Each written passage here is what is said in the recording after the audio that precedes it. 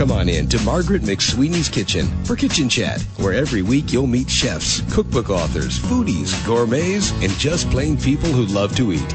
And along with laughter, chat, recipes, and stories about food, you'll sometimes also hear words of inspiration, love, and hope. As Margaret always says, Kitchen Chat is food for the senses and food for the soul. So grab a cup of coffee, put your feet up on a comfy chair, and get ready to spend a little time with Margaret and her friends. Hello, everyone, and welcome to Kitchen Chat.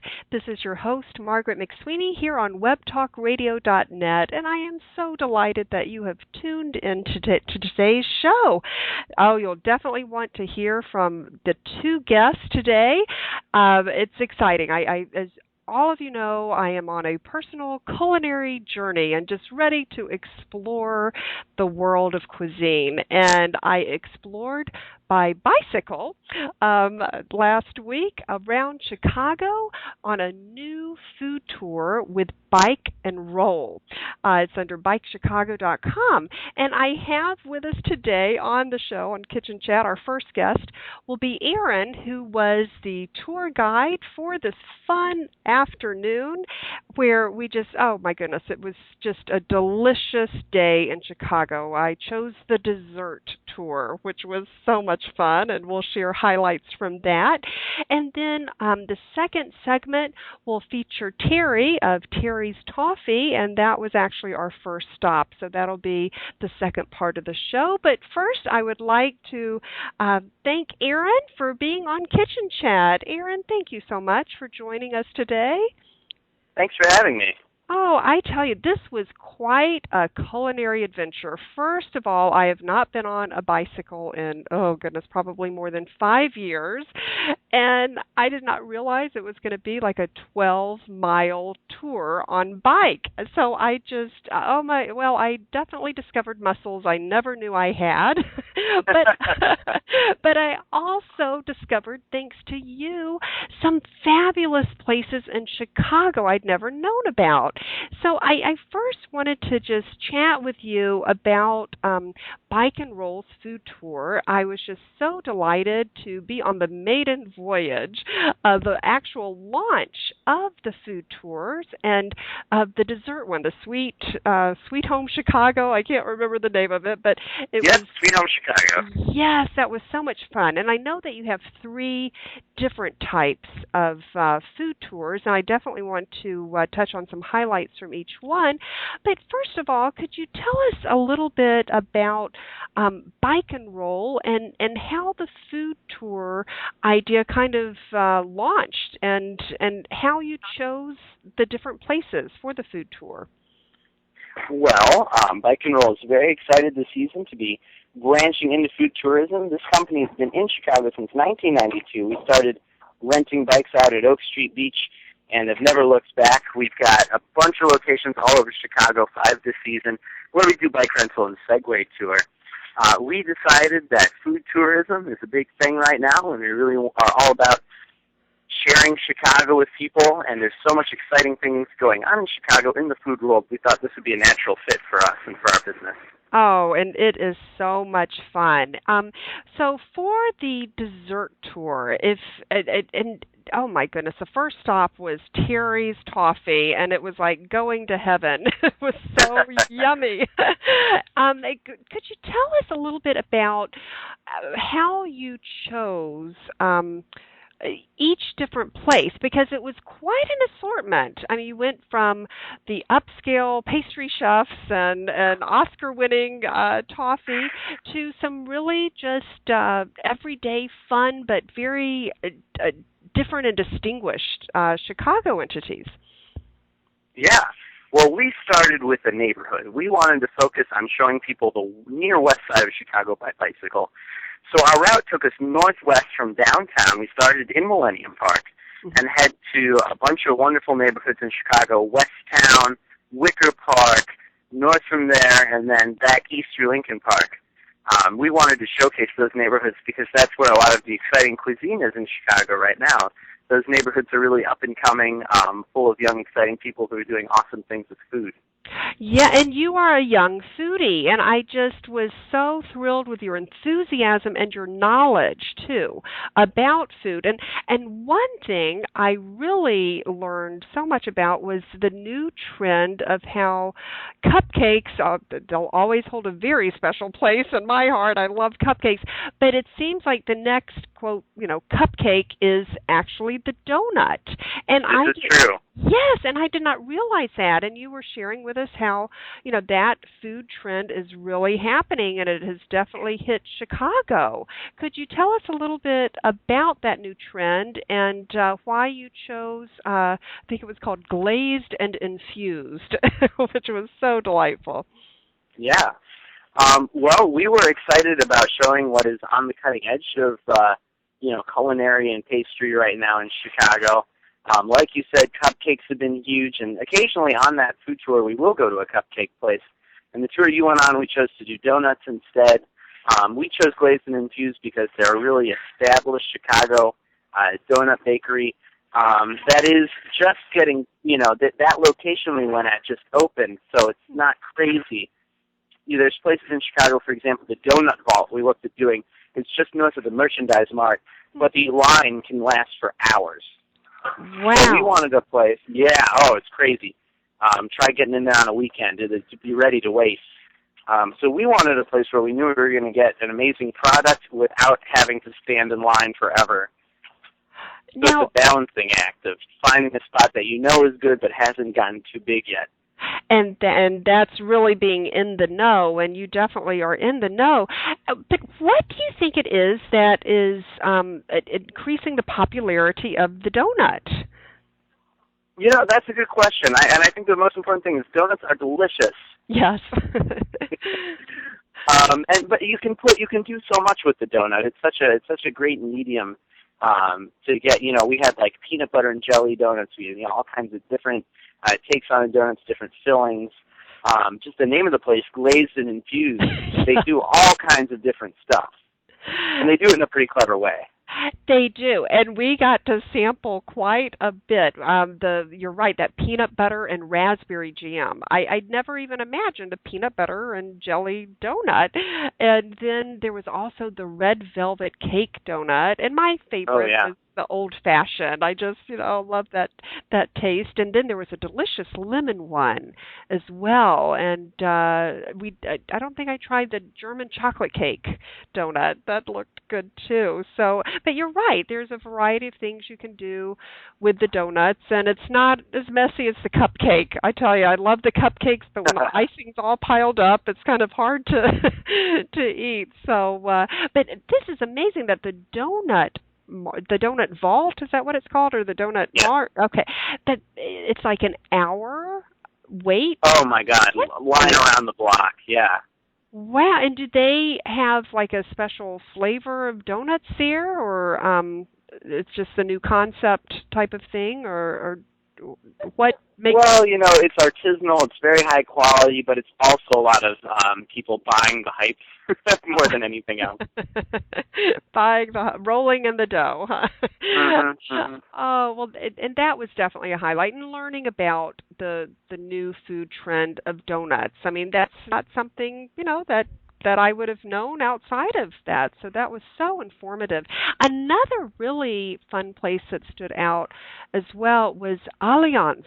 Oh, the delicious bakery and the macarons that we had, and Chef Rios, right? Chef Rios, who's chef owner, and he's quite accomplished. I mean, he had all these awards and certificates hanging from the wall. I guess he was a Food Network winner of chocolate design, and won several awards in France, and it was just fascinating to see his creations. I mean, there was a panda bear, this beautiful panda bear cake he had created, and a millinery one as well, with this lady with a full hat. It's like a Kentucky Derby cake. It was just amazing, and that was so intriguing to have that opportunity, because the other really neat thing, and I really want to commend you, Erin, and Bike and Roll,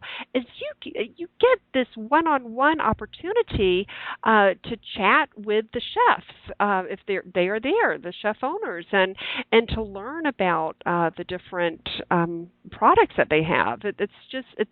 It's really you're just providing a unique culinary opportunity that isn't always available.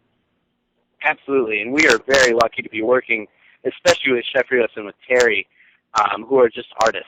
I mean, what they do is art, and it's incredible. Chef Rios was the head pastry chef at the Fairmont Hotel, just creating a whole lot of amazing stuff, and now he's got his own bakery, the Alliance Bakery on Division, and I believe it was around Noble. Mm-hmm. And yeah, we are so pleased that he's welcoming us and our guests into his shop and sharing with us what he's working on. It is very exciting. Oh, and I'm so glad you included that on the tour. But I guess what's exciting, too, is that you don't have the same tour each time, because some places might not be open on certain days, and so it really varies it. So the next time I go on a bike tour, I might need a few months to recover after 12 miles. But the next time I do go on a bike tour, it might not be at the same venue. So I really think that's so great. And not only do you have the dessert, the Sweet Home Chicago, you also have two other tours I would love for the listeners to learn about. The Chicago Bikes, Bikes, Blues, and Barbecue, and Big Shoulders for the greasy fingers or whatever it is. So I want to definitely hear about those. Could you first talk about the Chicago Bikes, Blues, and Barbecue? What's that all about? Well, that is a really awesome tour that we are doing down in Hyde Park. It leaves from 53rd Street Beach at our location there. And I find that one personally really awesome because it exposes people to a whole segment of Chicago which is often not seen by people visiting, which is to say the South Side. So it's really a celebration of the kind of culture and cuisine that came to Chicago through African-American migration after the Civil War. A lot of folks came to Chicago, leaving the South to find work, and they brought with them a wonderful culinary tradition of barbecue and the blues. And until the blues got to Chicago, it had a very narrow audience, which is to say that, white people did not listen to that kind of music until they came to Chicago and found more mainstream acceptance. Wow. And so how do you pair this with a bike tour? So what are some of the highlights of the places that you visit and of the cuisine? Well, we're lucky being down there because there's a lot of great stuff in pretty close proximity. So, Reggie's, the blues place we visit, is just in a wonderful, cultural institution, wonderful music there. And then the barbecue places, we're still finalizing those, so I don't want to comment about a specific venue because it is subject to change. But having that sort of authentic, Southern influence cuisine with the barbecue is really cool and very different and something that you can't find in other parts of Chicago. Right, and I grew up in the South, and I love barbecue, so it'll be fun to experience that up here too. This is great. So you basically pair the bikes and the blues and barbecue, along with the beautiful scenery. Oh my goodness! Around, do you go by University of Chicago there, or what are some of the the sightseeing venues as well as the cuisine? Oh, yeah, we hit all the highlights in Hyde Park. So University of Chicago, absolutely, Washington Park. I mean, at Bike and Roll, we really feel that the bike is the best way to explore Chicago because it gives you pretty much unlimited access to the city, and it's an active form of transportation. So even though you're eating a lot of food, you're also hopefully burning some of it off. Well, that's the excuse I used as I ate second helpings of the donuts and everything. Oh, and it is so much fun. And it really is empowering. I must say this. I have never been on a bike in an urban setting. I live out in the suburbs, and you don't have as much traffic, per se, out here. And it was quite fun, kind of navigating around a bus and and truck and pedestrians, but very doable, very fun, very safe. You provide the helmets and all the gear and instruction. And what I really loved was that there were some designated bike paths as well, which was great. They're in the city. Yeah. Well, we believe it should be empowering. I personally am a huge cyclist. I would love for more people to be getting on bikes. It's really unfortunate that in America, I think something like 40% of the trips we take in our cars are 2 miles or less. Wow. And that's a totally bikeable distance for someone at any skill level. Yes. And the more people on bikes in the city, the better that motorists are going to be reacting to bikes in the urban environment. So it's very exciting for us to be also promoting a small amount of social change. Yes, and environmental as well. It really helps cut down on gas and everything. Except, I guess in Chicago, it's a bit of a challenge in the winter. So the stuff. So that leads me to my next question. Do you have a certain season for the bike tours in Chicago? We do. Mm-hmm. We do. Basically, we'll go if people want to go. Oh. But we find that people really stop wanting to go around Halloween, which makes sense. Right. That's true. Bundle up, I guess, on the bike with that. Well, and so the other tour as well is Big Shoulders, and Chicago, I guess, it's known as the city of Big Shoulders? Is that right? Yeah, absolutely. I'm just curious, how did it get that name? I've never really known. Do you know why it's called the city of Big Shoulders? I do. That comes from a poem. And I am, of course, now blanking on the name of the poet because you put me on the spot. I'm so sorry. Which I should know this because I know it's a beautiful poem, just about the city's working class heritage. Oh. Yeah, and so that tour is a wonderful way of showcasing the actual culinary tradition started in Chicago, especially in the area of sort of street food. So that's where we do deep dish pizza, Chicago-style hot dogs, Italian beef, which is unique to Chicago, and we get some ribs on that tour as well. Oh, that's fun. Well, I hope you have little handy wipes because with greasy fingers on the steering and being able to hit those brakes might make it a challenge. But that sounds really fun. And you go on a different path and different streets and everything on that tour than the dessert one? Or is it Absolutely. Okay, that's great. Oh, this is just so much fun. And so what, so you've just launched all of the food tours that are now offered. What is next? Do you see yourself adding additional food options as well, or kind of growing within, or what do you think is going to happen next with everything? Oh, wow, that's an awesome question. I think that the food tours are something that, because they're new this summer, we are definitely going to be working on refining over the next couple of years. There could definitely be expansion there. I mean, there's just so much of the city that most people who come to visit Chicago don't see. Most travelers come to the Loop and sort of stay in that area, and we're very excited about getting people out into the neighborhoods, and we've just only scratched the surface.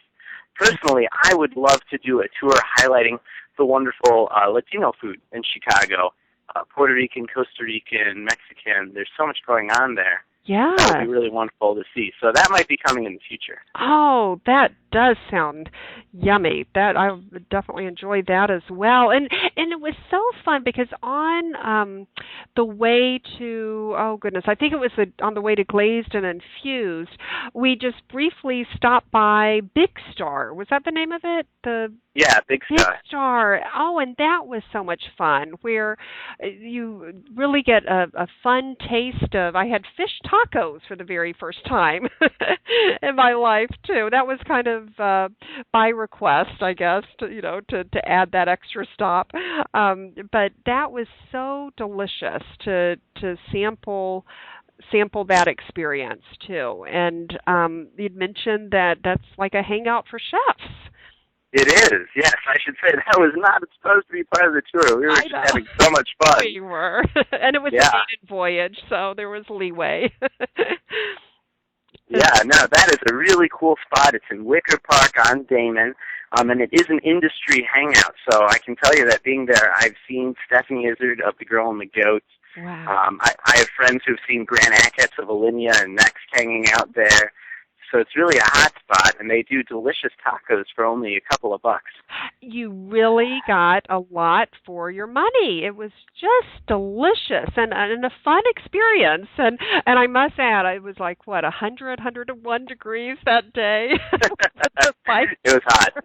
I don't know how many water bottles I went through. Oh, my goodness. But you kept us hydrated. You made sure we were all doing fine. But that was really fun because it was like an outdoor picnic table setting, and of course they have indoor seating too, but it was just a really fun area there that you took us to, and with glazed and infused right down the street. That was really neat. Do you see any other interesting food trends from Chicago that are evolving and happening? I do. There's so much going on right now. I think that Chicago is very lucky to be sort of the heart of the molecular gastronomy movement with Grant Achatz and his restaurants here, which would be hard to do on a bike tour. Yeah. Be hard to sample foam and all the weird stuff they do. There's also a cocktail renaissance going on in Chicago right now, which I'm very excited about, with places like the Whistler, Scofflaw, Violet Hour doing incredible craft cocktails. And beer as well. We've got Revolution just opened up, not only a brew pub, but an actual brewery. Half Acre is one of my favorite breweries out of Chicago. Goose Island, of course, being the big one. Again, hard to do on a bike tour, but very exciting. And there might be a rule about drinking and biking. Yeah. That might be a challenge there, but it just sounds like I'm so excited to have a new element to touring Chicago by bike for a food tour, and I just think it's great, the concept you've developed, and you really have come up with some fun places, and I understand, was it several people who came up with their favorite places, and you all decided the highlights, or how did you decide which place should be included? Well, we had individual tour guides working on each tour. Mm-hmm. On the south side for the Blues Barbecues and Bikes tour, Vince, who's one of our oldest tour guides, a real, true old Chicagoan, came up with that tour, which is very exciting. He's lived in Hyde Park for many years, so he was really just showcasing his neighborhood. My friend and coworker came up with the Sweets tour after doing a lot of very rigorous research, let me tell you. And she was eating a lot of donuts. It was incredible. And I designed the the Big Shoulders tour of the Chicago food trends because I love, convincing people to go get deep dish, get Chicago-style hot dogs, all the food that I grew up loving here in Chicago. Right. Oh, goodness. And what is your favorite place for Chicago-style hot dogs downtown? Oh, my God. Okay, my favorite place, not on the tour, hard to get to, Super Dog. Huh. Way, way out on the northwest side, but extremely iconic. It's got a hot dog dressed up as Tarzan on the roof, and it's an old-style, drive-through where they bring the hot dogs to your car, and they are, bar none, the best. And it sounds like a really fun experience. Yeah. That's way out on, Milwaukee and Pulaski. I mean, it's way out there. And what about for Italian beef? Where's your... Oh, for Italian beef, yeah. I was able to get that on the tour. My favorite place for Italian beef is a little shop called Brothers Beef, which is right by Armitage and Halstead. It's a small family-run Italian beef place. They make the beef, it's homemade. Mm-hmm. Absolutely delicious. Oh, that does sound yummy. Oh, goodness, and I have not had dinner yet, so I'm getting hungry hearing all these things. And what would you say would be a new restaurant that's out there that maybe people aren't aware of that might be fun, for some foodies to try? Ooh, I would have to go with Big Star. We talked about before. Oh. In Wicker Park, absolutely. I would encourage anyone who's never had a fish taco before, go to Big Star. Yes, I mean it really is a great experience, and they're open dinner and lunch, right? Yes, they are.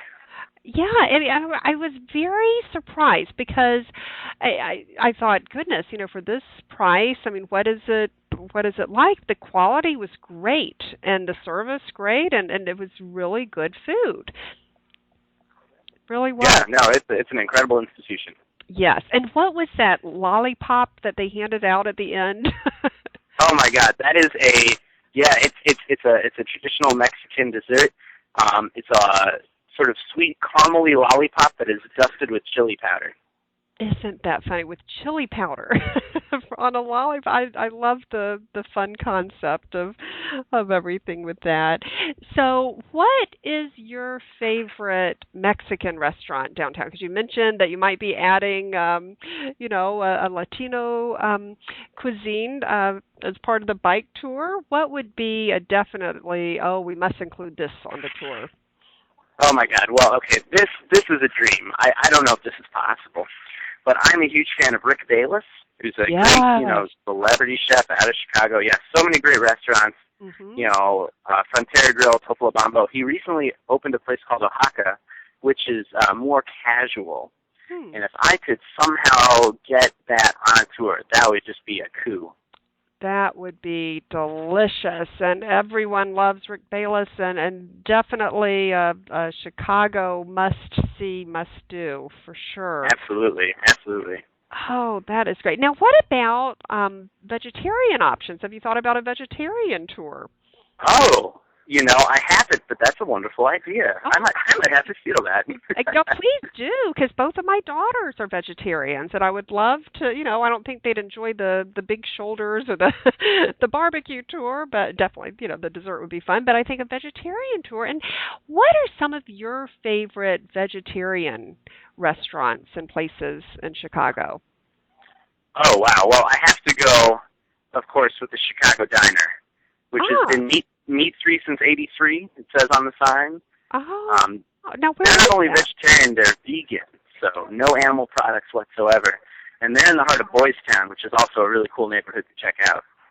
Great. Okay, so that's Chicago Diner. Wonderful. And what other restaurants, vegetarian restaurants, would you? Now, on my list of places, I haven't been here yet, but it's come highly recommended. There's a soul food vegetarian restaurant called Soul Veg on the south side. Oh, that does sound good. I am writing all of these down.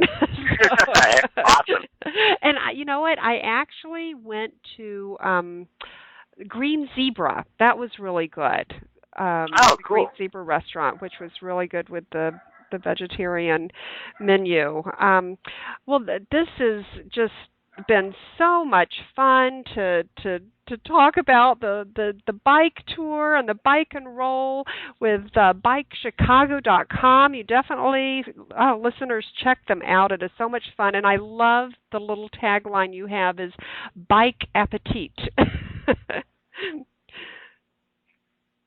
Well, it's been a delight talking to you. Thanks for having me. Oh, well, thank you so much. And everyone, check out bikechicago.com, and you can have a chance to meet Aaron and have a fun tour of Chicago, a culinary tour of Chicago by bike. So, very good. Thank you so much again, Aaron, and take care. Take care. Thank you. Bye. I'm so excited, everyone, to introduce you to our second guest here on Kitchen Chat, and guess who it is? It is Terry of Terry's Toffee, and you heard me briefly talk about Terry in the first segment because Terry's Toffee was our first stop on the Bike and Roll food tour of Chicago, and by the way, I am still recovering from that bike tour, but I did manage to stay on the bike, so that was a good thing. But anyway, it was just so delightful to meet Terry, and he just has a beautiful storefront, and he has 2 locations that he'll share with you about. But he is really an Academy Award winning toffee maker with an incredible story. And Terry's Toffee just provided the toffee for the Tony's Awards as well. So I can't wait to get the inside scoop on that as well. But first, let's welcome Terry. Terry, welcome to Kitchen Chat. Hi, Margaret. Thanks for having me. Oh, we're so delighted to have you here, and I am so eager to learn about toffee. I have tasted your toffee, and it is beyond this world. I mean, it truly melted in my mouth, and yes, it was 101 degrees that day, but that wasn't why it melted. It was just delicious, just delicious, and I can't wait to hear about what goes into making toffee. But first, I'd love for you to quickly share the story about your aunt and how she really inspired you to create Terry's Toffee and the special tribute you have in your downtown location to your aunt. Yeah, thank you so much, Margaret. And actually, I'll share with you the brief story because it's really, about a family connection. It was actually my grandmother's recipe. And she would make it every holiday season, and we would come to her house, and of course it was one of those kind of adult treats that, we were allowed to have a little bit of, and then as we got older, we would learn how to make it and help her make it in the kitchen. It was a lot of fun, and really a lot of fond memories about my grandmother and the toffee making in her kitchen, along with other holiday treats that she would turn us on to. And then she passed in 1989, and my aunt, who is elderly, was happy to show me how to make her toffee. I didn't want her recipe to be lost, right. with her passing. So my partner Michael and I were visiting my family in Michigan, and we spent an afternoon with my aunt in her kitchen and recreating Grandma's toffee, and some other really fun recipes, and it was really really great. So that was, probably 20 years ago. But so every holiday season, I would make her toffee for my partner and his family here in Chicago, and they loved it, and everybody would. It was kind of like recreating that same energy that my grandmother created when she would make the toffee, that everyone always looked forward to my grandma's toffee. Aww. So we every holiday season I would make it, and about 10 years ago, Michael and I were taking a class at our church. It's Unity in Chicago, an interdenominational church. We were taking a class there by based on a book called The Artist's Way, and the book is written by Julia Cameron. And just as a little side note, Julia Cameron was at one time married to the director Martin Scorsese. Oh, wow. And so, our inception began one step removed from, an Academy Award nominated director. Little did I know it would take a big swing in that direction. So this class was really an amazing class about reconnecting with your creativity. I just felt like something was lacking in my life, and I wanted to do more creative things. And, I just felt this kind of inner urging and a little bit of a emptiness of some sort, but I couldn't quite put my finger on it. Just that life, is lacking something. Yeah. So, I did this class, and it really was, it was tough. It was a lot of work because a lot of journaling involved. And through that journaling process, I kept feeling this urge to resign from my job. And I thought it was a little crazy because I was making great money, and I'd been doing what I'd been doing for about 20 years, and I was really successful and all that stuff. And yet this urging just kept coming up to leave my job. And now there's a quote in the book by Julia Cameron, and the quote, it is not her quote, but it's in the book, and it says, "Leap and the net will appear." Leap and the net will appear. Wow. Yep. That is profound. It is. And I don't know if you've ever seen along the lakefront, they have a trapeze school. over at the lakefront here in Chicago. I didn't see that. Yeah, I'm really tempted to go over there and take trapeze lessons because if I can take a bike tour, you can take trapeze lessons. I'm not kidding. Yeah, I ride by there every day on my bike because that's kind of my zen to bike ride, you know. And I see these guys doing trapeze stuff, and I'm like, I have got to do that.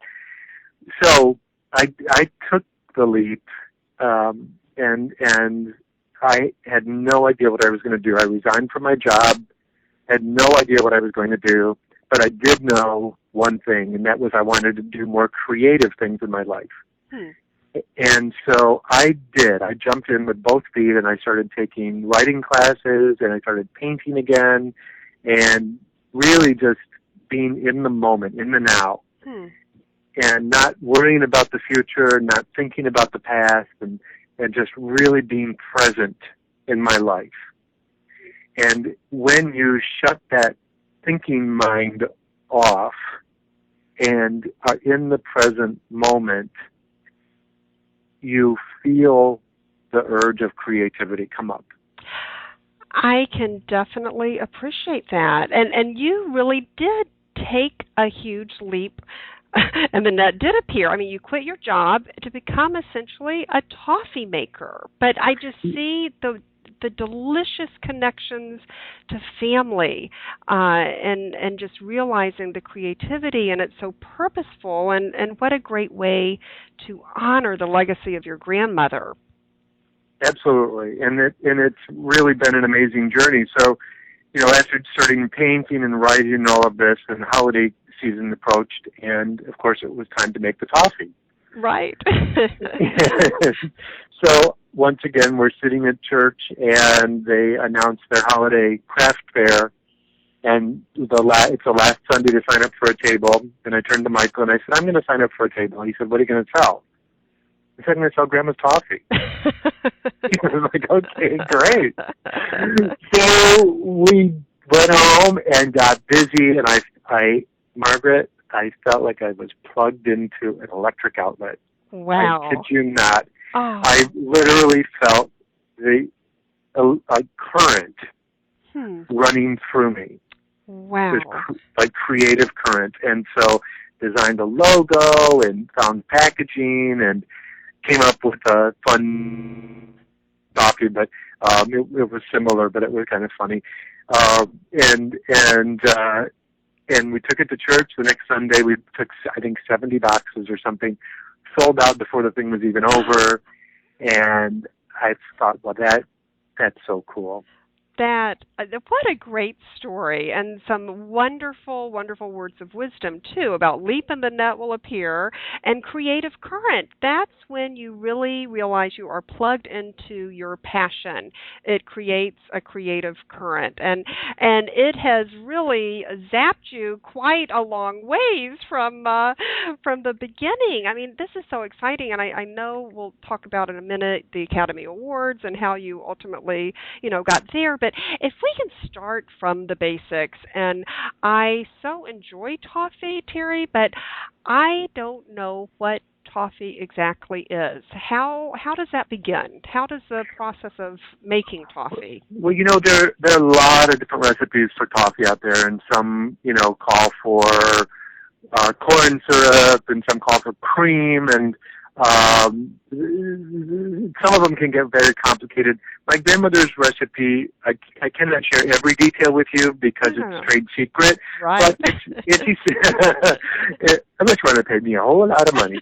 But there is, it's basically, her recipe is basically butter and sugar.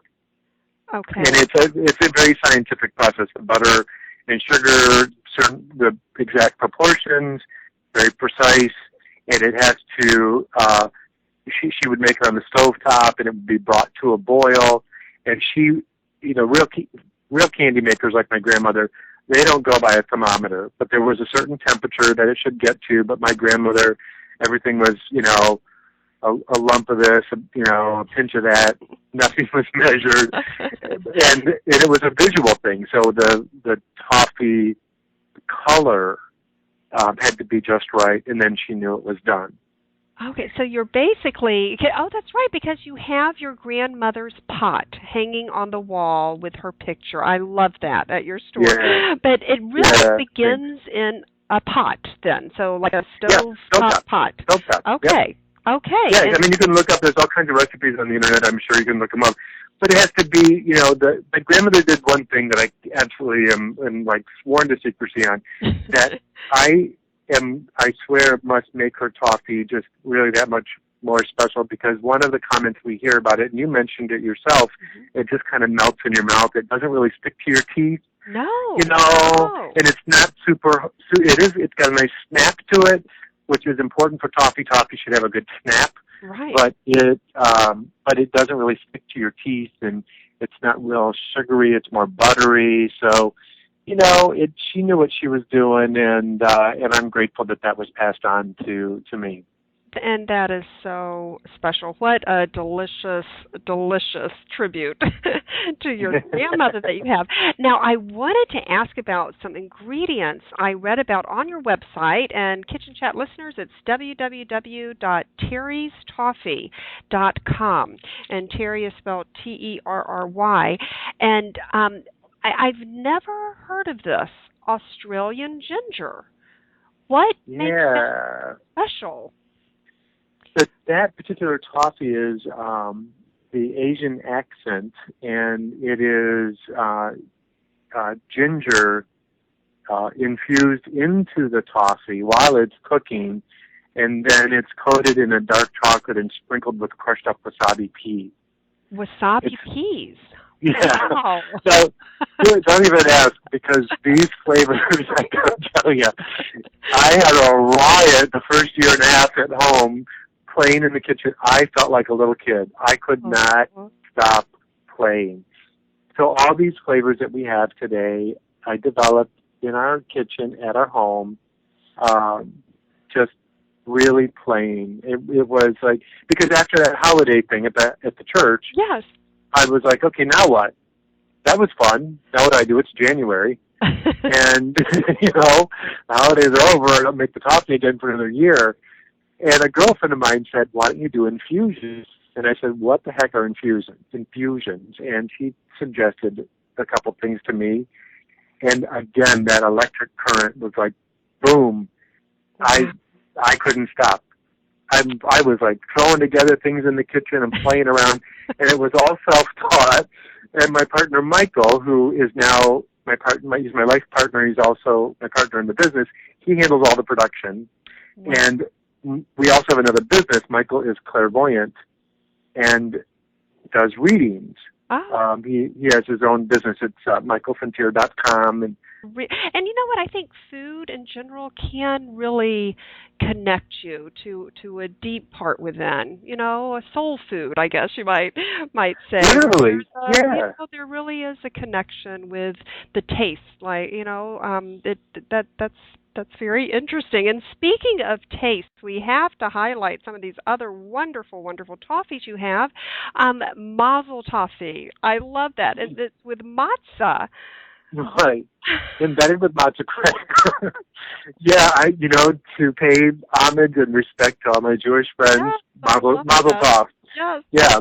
I love that. The Chicago spice is a really fun flavor. All the spices like a chai tea. Yeah. Two of my favorites are the La Vanilla and the Crayon Orange Passion.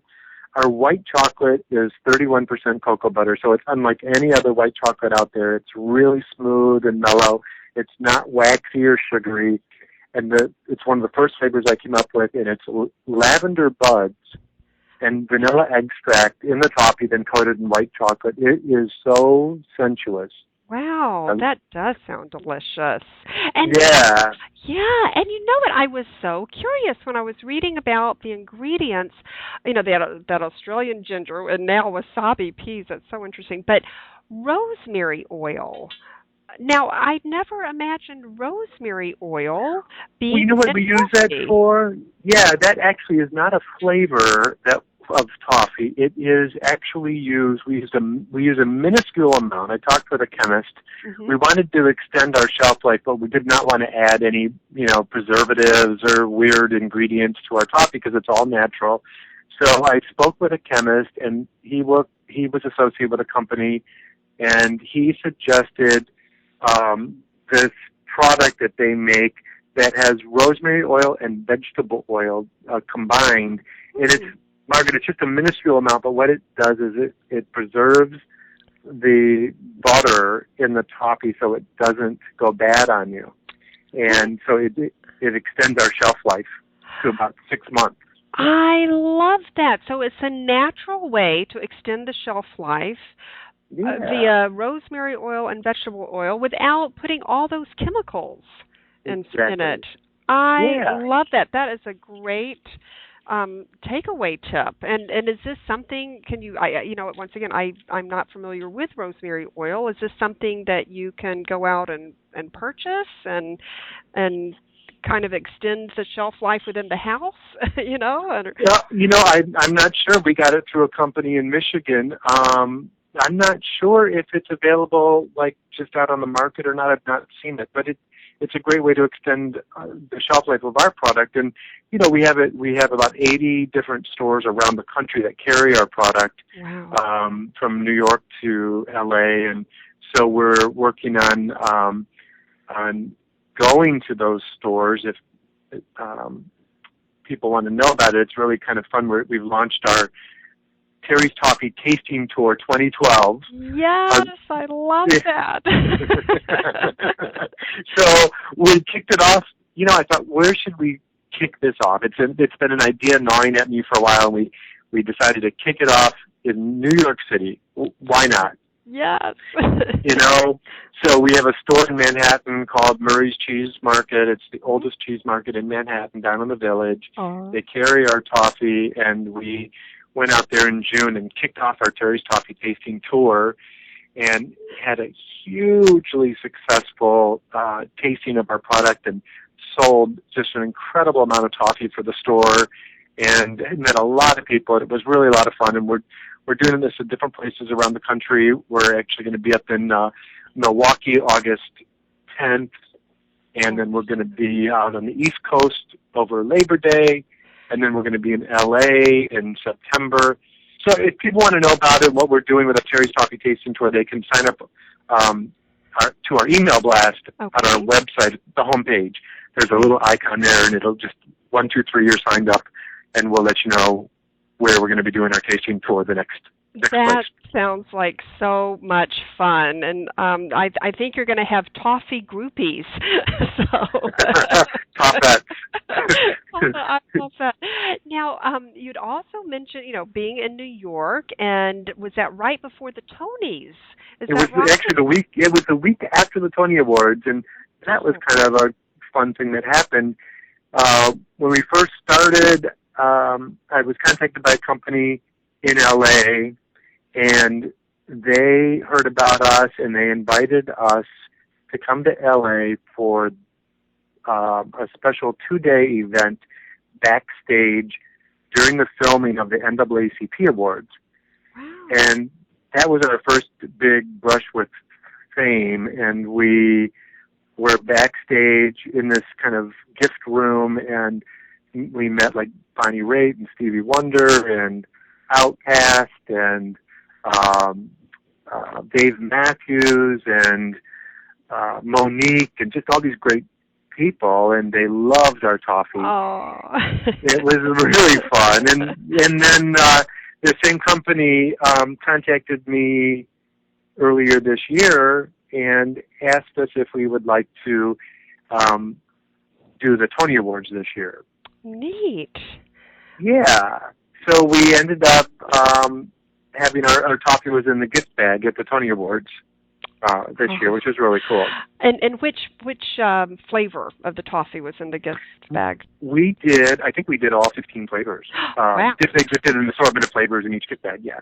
Oh, yeah. How fun. Well, this is so exciting to hear about your journey. I mean, your personal culinary journey that began with a leap of faith. Yeah, exactly. And the Academy Awards has been just an amazing thing. That's been going on now for 8 years. And they use Terry's Toffee in the green room during the telecast, and they put big platters of it out, and all the people, in the show and behind the scenes are enjoying our product during the show. And I heard from the producers that some of them started, one in particular, couldn't stop eating it, got it all over his suit, and he stained the couch, and they're like, hey, come on, it's enough coffee. Well, it must be addictive then. Well, I have to ask this. Did you ever meet, with your, connections now with the Academy Awards, were you ever able to meet Julia Cameron and her husband, is it Martin Scorsese? Is her husband? She's not married to Martin anymore. Oh, but okay. I have not met her, but I do have a full circle moment. Earlier this year, unbeknownst to me, apparently her daughter loves Terry's Toffee, Julia Cameron's daughter, and she lives here in Chicago. Oh. And she came into our shop and introduced herself, and we really hit it off. And she said to me, this really gets me emotional because I can't believe how cool this was. She said to me, I love your coffee, and I noticed on your website that one of your favorite things is the book, The Artist's Way. My mom wrote that book. And I said to her, it's not only one of my favorite things. I said, Terry's Toffee was born out of that book. And she welled up, and it was just amazing. Well, she was here because she wanted to use our coffee in her wedding as wedding favors. Oh. And her dad, Martin Scorsese, was coming into town for her wedding, and her mom, Julia Cameron, was coming in for the wedding. So I gave her a gift bag filled with our coffee to give to her mom, along with a note telling her how grateful I was for her doing her art, which was writing, and that led me to do what I'm doing. And then I got a nice note back from her that she was so grateful for that connection. So. Oh, I've just got goosebumps, or I don't know if it's that creative current that is snapping around. That is just so poignant. What an incredible story. And also, I forgot to mention, a lot of dignitaries are huge Terry Toffee fans. I noticed on your wall you've received numerous letters from dignitaries. Would you mind sharing a little bit about some of the special ones that are on your wall? No, I don't mind at all. It's actually a funny kind of side hobby of mine that I started a few years ago. And I thought, well, gosh, so many different people inspire me, and I just get this impression I want to reach out to them and tell them, you inspire me, or what you're doing is really great, and I honor what you're doing. And so I thought, well, why not send them coffee? Aww. And so I started doing that, and I've sent our coffee to all kinds of people, Jane Fonda and Shirley MacLaine and Maria Shriver and Vice President and Mrs. Biden, Dr. Biden, and the Queen of England. Yes, I know. Why the Queen of England? Actually, I thought the Queen should have our coffee because my grandmother was English, Irish, and Scottish. So I thought, well, the Queen of England should have Terry's coffee. So honestly, I sent it to her. I had no idea even if she'd get it. And I tracked the package, and sure enough, it ended up at Buckingham Palace. But I was, okay, at least it made it to the palace. Who knows if she'll ever get it. But about 3 weeks later, this very official letter came in this beautiful envelope with this embossed signature or insignia, and opened it up, and it was a really wonderful note from the master of the household telling me that the Queen had received my toffee and she was sure she would enjoy it, and how wonderful it was for me to have sent that on to her. Oh, that is so special, and just what an affirmation that you really did make that right choice in terms of leaving your very successful job to pursue what your true passion and purpose was, and in creating this great product of toffee that is just so multi-layered and folded and infused with your own life stories. So that's just so exciting. And thank you, Terry, for sharing your culinary adventure with us. And it was so much fun to meet you on the Bike and Roll tour.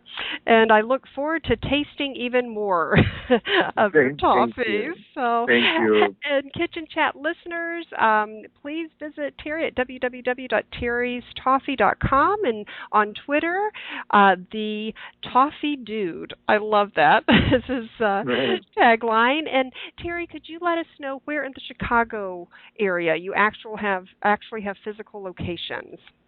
Sure, thanks, Margaret. We have 2 locations. Our main shop is on Grand Avenue, 1117 West Grand Avenue, and we also do toffee-infused ice cream and toffee and chocolate-covered biscotti and gift boxes and all kinds of great things here. And we're experimenting with some new products with toffee, so stay tuned for that.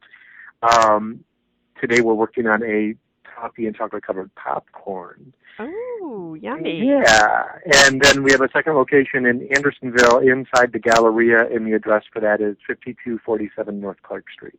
Wow. Well, if you ever need any test tasters for your toffee, Terry, you know where to find me. Thank you. And good job with the alliteration.